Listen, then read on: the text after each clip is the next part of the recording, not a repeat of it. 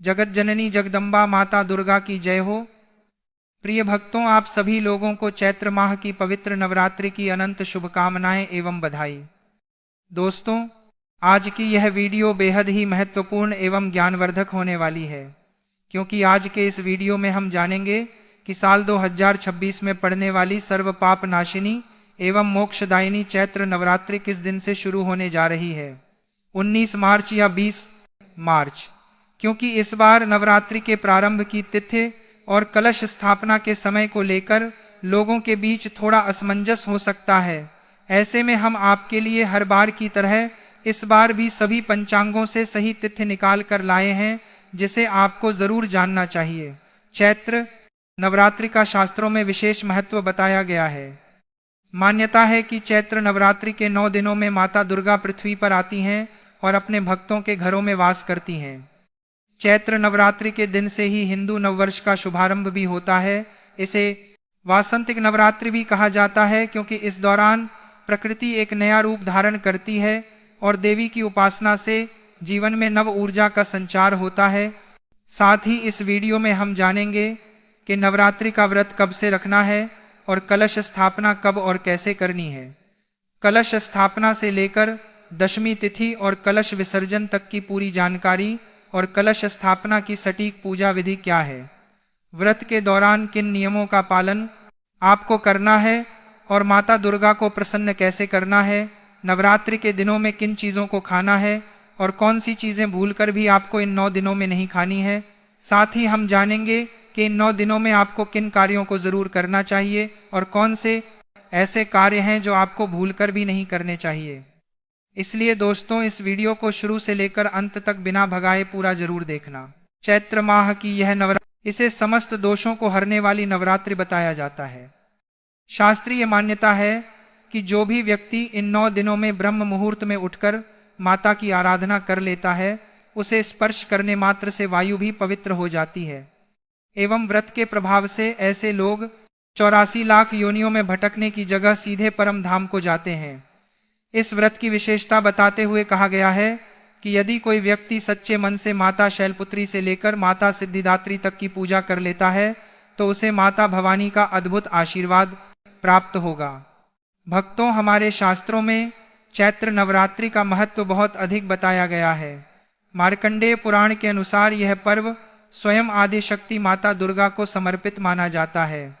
माता की महिमा का बखान करते हुए शास्त्रों में एक अत्यंत सिद्ध श्लोक बताया गया है, सर्वमंगल मांगल्ये शिवे सर्वार्थ साधिके शरण्ये त्र्यंबके गौरी नारायणी नमोस्तुते, जिसका अर्थ है कि हे नारायणी, तुम सब प्रकार का मंगल प्रदान करने वाली मंगलमयी हो, कल्याणदायिनी शिवा हो, सब पुरुषार्थों को सिद्ध करने वाली शरणागत वत्सला, 3 नेत्रों वाली एवं गौरी हो, तुम्हें नमस्कार है। मान्यता है कि इन दिनों में माता रानी साक्षात धरती पर विचरण करती हैं, इसलिए इन 9 दिनों में पूजा आराधना करना और इस श्लोक का पाठ करना बहुत फलदायी माना जाता है। इसके अलावा नवरात्रि पर कन्या पूजन और दान करना भी शुभ माना जाता है, जिससे पापों से मुक्ति मिलती है और पुण्य फलों की प्राप्ति होती है। दोस्तों, वीडियो में आगे बढ़ते हैं, लेकिन उससे पहले यदि आप इस चैत्र नवरात्रि पर अपने और अपने संपूर्ण परिवार के ऊपर माता भवानी और मर्यादा पुरुषोत्तम भगवान श्री राम जी की असीम कृपा प्राप्त करना चाहते हैं, तो कमेंट सेक्शन में जय माता दी लिखकर हमारे चैनल को सब्सक्राइब जरूर कर लें। साथ ही आप अपनी राशि भी कमेंट बॉक्स में जरूर लिख दें, ताकि हम आपको आपकी राशि के अनुसार उपाय बता पाएं, जिसे करके आप अपने जीवन में माता रानी की असीम कृपा प्राप्त कर सकें। दोस्तों, वैसे तो साल में 4 नवरात्रि आती हैं, 2 प्रत्यक्ष यानी चैत्र और शारदीय और 2 गुप्त नवरात्रि, लेकिन इन सभी में चैत्र नवरात्रि का अपना एक विशेष और बहुत ही बड़ा महत्व है। ब्रह्म पुराण के अनुसार चैत्र शुक्ल प्रतिपदा के दिन ही ब्रह्मा जी ने इस सृष्टि की रचना शुरू की थी और इसी दिन से हिंदू नववर्ष का प्रारंभ भी होता है। चैत्र यह नवरात्रि सिर्फ माता की आराधना का ही नहीं, बल्कि भगवान श्री राम के जन्मोत्सव का भी पावन पर्व है, जो महानवमी के दिन मनाया जाता है। शास्त्रों में चैत्र नवरात्रि की एक बहुत ही अद्भुत कथा का वर्णन मिलता है। प्राचीन काल में सुदर्शन नाम के एक राजकुमार थे, जिन्हें उनके शत्रुओं ने राजपाट छीनकर जंगल में खदेड़ दिया था। वन में भटकते हुए सुदर्शन ने माता भगवती की कठोर तपस्या की और चैत्र नवरात्रि के 9 दिनों तक निराहार रहकर उनका ध्यान किया। राजकुमार की इस सच्ची भक्ति से प्रसन्न होकर साक्षात जगत जननी मां दुर्गा प्रकट हुईं और उन्हें अजय होने का वरदान दिया। माता के आशीर्वाद से सुदर्शन ने न सिर्फ अपने शत्रुओं पर विजय प्राप्त की, बल्कि अपना खोया हुआ राज्य और वैभव भी वापस पा लिया। इसीलिए कहा जाता है कि जो भी भक्त चैत्र नवरात्रि में सच्चे मन से माता की पूजा करता है, उसके जीवन से हर तरह के संकट दूर हो जाते हैं और उसे सुख समृद्धि की प्राप्ति होती है।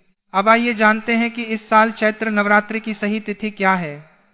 पंचांग के अनुसार साल 2026 में चैत्र शुक्ल प्रतिपदा तिथि की शुरुआत 19 मार्च को सुबह 6:52 पर आरंभ होगी। वहीं प्रतिपदा तिथि का समापन अगले दिन 20 मार्च 2026 को तड़के 4:52 पर होगा। ध्यान दीजिएगा, क्योंकि 20 मार्च को सूर्योदय से पहले ही प्रतिपदा समाप्त हो रही है। इसलिए उदया तिथि के मान के अनुसार चैत्र नवरात्रि का पावन पर्व और घट स्थापना 19 मार्च 2026 दिन गुरुवार को ही मनाया जाएगा। व्रत और मुख्य कलश स्थापना भी 19 मार्च गुरुवार को ही किया जाएगा।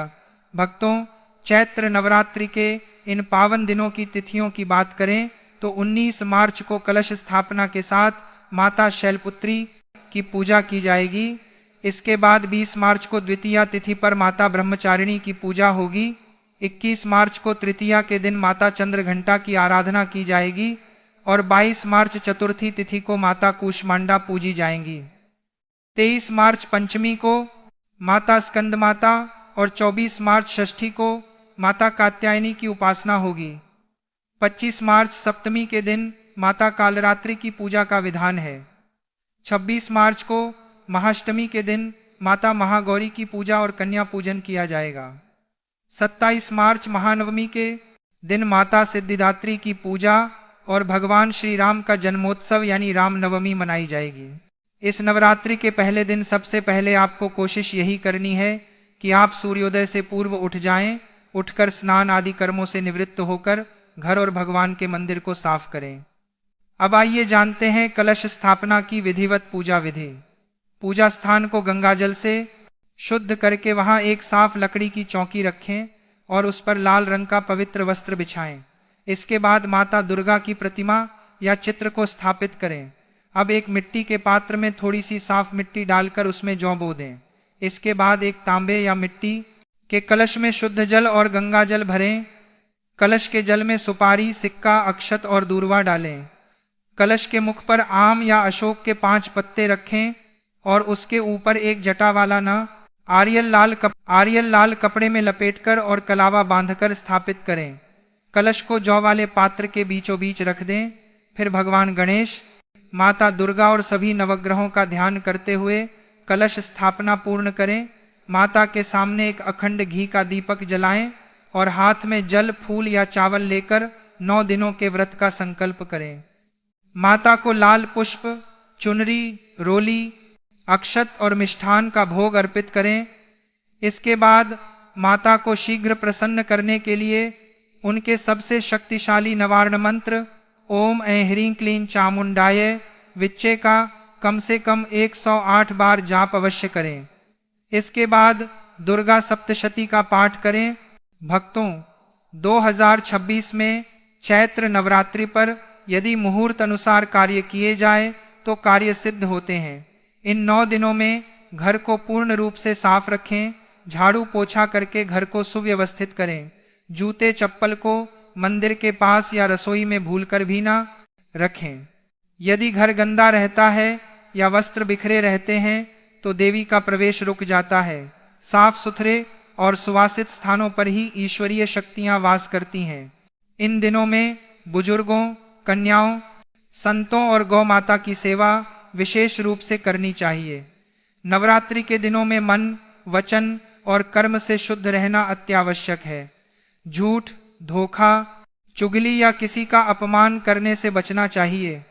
यदि कोई भक्त केवल बाहरी पूजा कर रहा है लेकिन भीतर से छल से भरा हुआ है तो उसकी पूजा माता भवानी स्वीकार नहीं करती।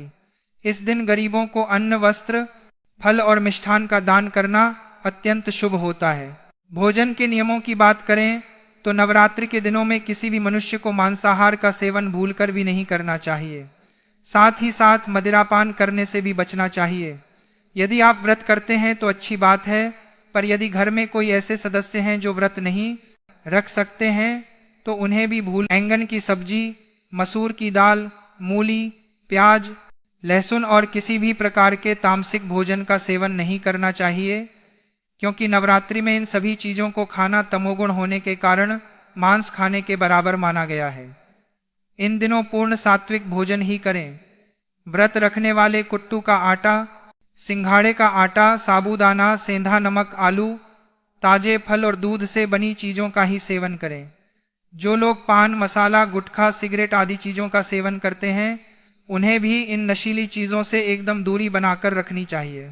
तो दोस्तों, यदि आप इस चैत्र नवरात्रि में अपने जीवन में माता रानी की असीम कृपा प्राप्त करना चाहते हैं तो शास्त्रों के अनुसार नवरात्रि के दौरान कन्या पूजन का विशेष महत्व है। अष्टमी या नवमी के दिन 9 कन्याओं और एक बालक, जिसे बटुक भैरव का स्वरूप माना जाता है, उन्हें अत्यंत आदर और प्रेम पूर्वक अपने घर आमंत्रित करें।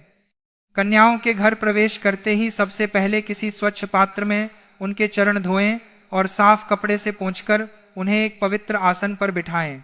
इसके बाद सभी कन्याओं के माथे पर कुमकुम या रोली और अक्षत से तिलक करें तथा उनके हाथों में रक्षा सूत्र यानी कलावा बांधें। माता रानी के लिए जो आपने विशेष सात्विक भोग तैयार किया है, जिसमें मुख्य रूप से सूजी का हलवा, काले चने की सब्जी और पूरी शामिल होती है, वह कन्याओं को अत्यंत श्रद्धा के साथ परोसें। जब कन्याएं प्रेम पूर्वक भोजन कर लें तो अपनी क्षमता और सामर्थ्य के अनुसार उन्हें दक्षिणा, लाल चुनरी, कोई उपयोगी वस्तु, खिलौने या ताजे फल उपहार स्वरूप भेंट करें। अंत में सभी कन्याओं के चरण स्पर्श करके माता रानी का ध्यान करते हुए उनसे आशीर्वाद प्राप्त करें। ऐसा माना जाता है कि कन्याओं के प्रसन्न होने से साक्षात माता भवानी प्रसन्न होती हैं और घर में सुख, शांति और समृद्धि का वास होता है। इसके पश्चात 28 मार्च को दशमी तिथि के दिन नवरात्रि व्रत का पारण किया जाएगा और कलश विसर्जन के साथ इस महापर्व का विधिवत समापन होगा। दशमी तिथि की सुबह स्नान आदि से निवृत्त होकर माता की अंतिम पूजा करें और उन्हें हलवा पूरी का भोग लगाएं। इसके बाद कलश विसर्जन की प्रक्रिया शुरू करें। विसर्जन से पहले हाथ में चावल और फूल लेकर माता से 9 दिनों की पूजा में हुई किसी भी भूल चूक के लिए क्षमा याचना जरूर करें। फिर बड़े ही आदर भाव से कलश को उसके स्थान से थोड़ा सा खिसका दें, जिसे कलश बढ़ाना भी कहते हैं। इसके बाद कलश पर रखे नारियल को आप प्रसाद के रूप में परिवार के साथ ग्रहण कर सकते हैं या फिर उसे बहते जल में प्रवाहित कर सकते हैं। कलश के अंदर रखे पवित्र जल को पूरे घर में आम या अशोक के पत्तों से छिड़क दें। इससे घर की सारी नकारात्मक ऊर्जा दूर हो जाती है और घर में सुख शांति का वास होता है। बचे हुए जल को आप किसी पवित्र पेड़ जैसे तुलसी या पीपल की जड़ में डाल दें। जहां तक जवारे की बात है तो कुछ जवारे निकालकर माता के चरणों में अर्पित करें, कुछ अपने घर की तिजोरी में बरकत के लिए रख लें और बाकी बचे हुए जवारों को मिट्टी के पात्र सहित किसी पवित्र नदी या बहते जल में विसर्जित कर दें। इसके साथ ही नवरात्रि की शाम को माता के मंदिर में एक घी का दीपक अवश्य प्रज्वलित करना चाहिए और गौ माता को प्रतिदिन ताजी रोटी खिलानी चाहिए। ऐसा करने से आपके जीवन में चल रहे सभी प्रकार के दोषों से मुक्ति मिले। शास्त्रों और पुराणों के अनुसार नवरात्रि के दिनों में किया गया पूजन और साधना बहुत शीघ्र फल देने वाला माना गया है। इसीलिए इन दिनों में पूजा करते समय विशेष सावधानी और पवित्रता का पालन करना आवश्यक बताया गया है। यदि पूजा में लापरवाही, अशुद्धता या नियमों की अनदेखी की जाती है तो माना जाता है कि पूजा का पूर्ण फल नहीं मिलता और साधना का प्रभाव भी कम हो जाता है। इसलिए यह जानना बहुत आवश्यक होता है कि चैत्र नवरात्रि की पूजा करते समय किन किन बातों का ध्यान रखना चाहिए और कौन सी गलतियां बिल्कुल नहीं करनी चाहिए। सबसे पहले यह ध्यान रखना चाहिए कि नवरात्र के दिनों में घर और पूजा स्थान की शुद्धता अत्यंत आवश्यक होती है। शास्त्रों में कहा गया है कि जहाँ देवी की स्थापना की जाती है वह स्थान पूरी तरह साफ सुथरा और पवित्र होना चाहिए। कई बार लोग बिना अच्छी तरह सफाई किए या अव्यवस्थित स्थान पर ही कलश स्थापना कर देते हैं, जिसे उचित नहीं माना गया है। पूजा स्थान पर धूल, मिट्टी, गंदगी या अव्यवस्था नहीं होनी चाहिए, क्योंकि माना जाता है कि देवी माँ शुद्ध और सात्विक वातावरण में ही प्रसन्न होती हैं। इसीलिए नवरात्रि शुरू होने से पहले घर की अच्छी तरह सफाई कर लेनी चाहिए और जिस स्थान पर पूजा होनी है उसे विशेष रूप से पवित्र और व्यवस्थित रखना चाहिए। नवरात्रि की पूजा में एक महत्वपूर्ण नियम यह भी माना जाता है कि कलश स्थापना बहुत विधि पूर्वक और श्रद्धा से की जानी चाहिए। कई लोग जल्दी जल्दी में या बिना सही विधि जाने ही कलश स्थापित कर देते हैं, जो शास्त्रों के अनुसार उचित नहीं माना गया है। कलश स्थापना देवी के आवाहन का प्रतीक मानी जाती है, इसलिए इसे श्रद्धा और विधि के साथ करना चाहिए। कलश को कभी भी अस्थिर स्थान पर नहीं रखना चाहिए और उसे बार बार हिलाना या स्थान बदलना भी सही नहीं माना जाता। यह भी ध्यान रखना चाहिए कि कलश के ऊपर रख नारियल सही दिशा में और साफ अवस्था में हो, क्योंकि यह पूजा का महत्वपूर्ण भाग होता है। नवरात्रि के दिनों में सात्विकता का विशेष महत्व बताया गया है। इस समय मांस, मदिरा, तामसिक भोजन, लहसुन और प्याज जैसे पदार्थों का सेवन करने से बचना चाहिए। कई लोग नवरात्रि में व्रत तो रखते हैं, लेकिन भोजन की पवित्रता का ध्यान नहीं रखते, जिससे व्रत की शुद्धता प्रभावित हो सकती है। शास्त्रों में कहा गया है कि इन दिनों में केवल सात्विक और शुद्ध भोजन ही ग्रहण करना चाहिए। फल, दूध, साबूदाना, कुट्टू का आटा, सिंघाड़े का आटा और अन्य व्रत के अनुकूल भोजन ही लेना उचित माना गया है। भोजन बनाते समय भी मन में शुद्धता और श्रद्धा का भाव होना चाहिए। नवरात्रि के दौरान ब्रह्मचर्य और संयम का पालन भी बहुत महत्वपूर्ण माना गया है। इन दिनों में मन, वचन और कर्म से शुद्ध रहने का प्रयास करना चाहिए। कई लोग केवल बाहरी पूजा पाठ पर ध्यान देते हैं, लेकिन अपने व्यवहार और विचारों की शुद्धता को नजरअंदाज कर देते हैं, जबकि शास्त्रों के अनुसार देवी की कृपा पाने के लिए मन की पवित्रता भी उतनी ही आवश्यक है। झूठ बोलना, क्रोध करना, किसी का अपमान करना या किसी के प्रति बुरा विचार रखना भी इन दिनों में अनुचित माना जाता है।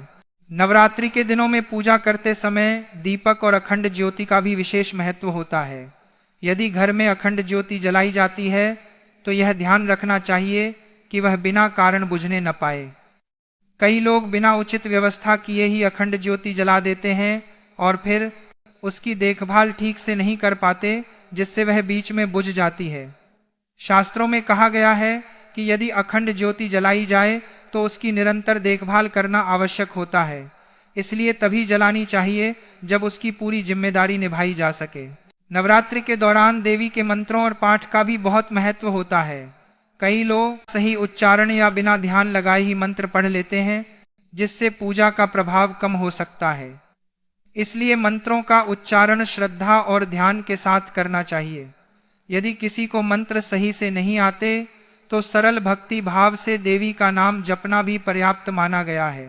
भक्ति में सबसे अधिक महत्व भावना का होता है। एक और महत्वपूर्ण बात यह है कि नवरात्रि के दौरान घर में कलह या नकारात्मक वातावरण नहीं होना चाहिए। कई बार लोग पूजा तो करते हैं, लेकिन घर में झगड़ा, विवाद या कटु वचन बोलते रहते हैं। शास्त्रों के अनुसार जहाँ कलह और नकारात्मकता होती है, वहाँ देवी की कृपा कम हो जाती है। इसलिए इन दिनों में घर का वातावरण शांत, सकारात्मक और प्रेमपूर्ण बनाए रखना चाहिए। नवरात्रि में कन्या पूजन का भी विशेष महत्व बताया गया है। कई लोग केवल औपचारिकता के लिए कन्या पूजन कर लेते हैं या उन्हें सम्मान नहीं देते, जबकि यह पूजा अत्यंत श्रद्धा और आदर के साथ की जानी चाहिए। कन्याओं को देवी का स्वरूप माना जाता है, इसलिए उनका सम्मान करना और उन्हें प्रेम पूर्वक भोजन कराना अत्यंत पुण्यदायी माना गया है। इसके अतिरिक्त नवरात्रि के दौरान आलस्य और लापरवाही से भी बचना चाहिए। पूजा में नियमितता बहुत महत्वपूर्ण होती है। यदि कोई व्यक्ति व्रत या पूजा शुरू करता है तो उसे पूरे नियम और श्रद्धा के साथ निभाने का प्रयास करना चाहिए। कई लोग पहले 1-2 दिन बहुत उत्साह से पूजा करते हैं, लेकिन बाद में ढील दे देते हैं, जिससे साधना की निरंतरता टूट जाती है। अंत में यह समझना आवश्यक है कि नवरात्रि केवल बाहरी पूजा पाठ का पर्व नहीं है, बल्कि यह आत्मशुद्धि और आध्यात्मिक साधना का भी समय है। इन 9 दिनों में व्यक्ति को अपने मन, विचार और व्यवहार को शुद्ध बनाने का प्रयास करना चाहिए। सच्ची श्रद्धा, भक्ति, विनम्रता और सकारात्मक भावना के साथ की गई पूजा ही देवी को प्रिय मानी जाती है। इसीलिए नवरात्रि के दिनों में सभी नियमों का पालन करते हुए पवित्रता और श्रद्धा के साथ माता दुर्गा की आराधना करनी चाहिए, ताकि उनकी कृपा से जीवन में सुख, शांति और समृद्धि प्राप्त हो सके।